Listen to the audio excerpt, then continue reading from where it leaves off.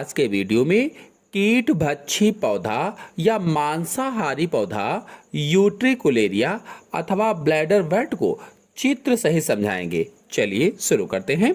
तो यूट्रिकुलेरिया की भारत में लगभग 20 जातियां मिलती हैं। भारत की अगर बात की जाए तो भारत में यूट्रिकुलेरिया जो मांसाहारी पौधा है, जो कीटभक्षी पौधा है, इसकी लगभग 20 जातियां मिलती हैं।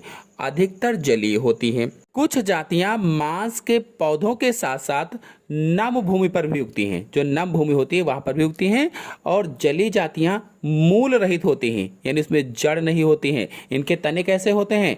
तो दुर्बल तने होते हैं, यानी दुर्बल तने वाली होती हैं और अत्यधिक कटी फटी पत्तियों वाली होती हैं। इनकी पत्तियां कैसी होती हैं? कटी फटी होती हैं, हरी हरी सी होती हैं और कटी कटी सी पत्तियां होती हैं। इस प्रकार के पौधों में पत्तियां या उनके कुछ भाग रूपांतरित होकर थैलियों में बदल जाते हैं, यानी कीट भक्षी पौधे ब्लैडर वर्ट या यूट्रिकुलेरिया की पत्तियां इनके अथवा कह लीजिए कि इनके कुछ भाग थैलियों जैसे बन जाते हैं, यानी कुछ पत्तियां रूपांतरित होकर पर्णथैली या ब्लैडर बनाती हैं।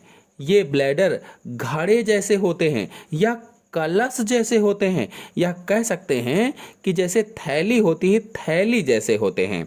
इनके मुख पर कुछ संवेदी रोम होते हैं, जैसा कि आपको चित्र में दिख भी रहा है। इनका जो मुख होता है उस पर कुछ संवेदी रोम होते हैं। ब्लैडर के अंदर अवशोषण करने वाले शाखित रोम होते हैं। जो ब्लैडर है इसके अंदर अवशोषण करने वाले, एब्जॉर्प्शन करने वाले शाखित रोम होते हैं।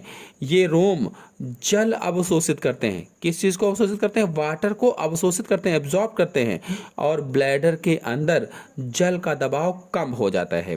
अब क्या होता है कि जब कोई कीट ब्लैडर के मुख पर आता है, कोई भी कीट है जब ब्लैडर के मुख पर आता है तो रोमों में उलझ जाता है। जो उसके रोम होते हैं, हेयर होते हैं, उसमें उलझ जाता है और ब्लैडर का मुंह खुल जाता है।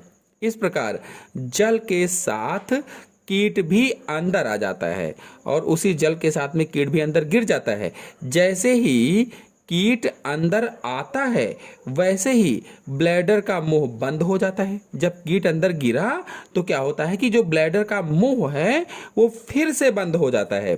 इस प्रकार कीट अंदर ही मर जाता है और धीरे धीरे अपघटित हो जाता है। अब उसमें जो अपघटित पदार्थ बचे हुए हैं, अपघटित पदार्थों का भी अवशोषण हो जाता है।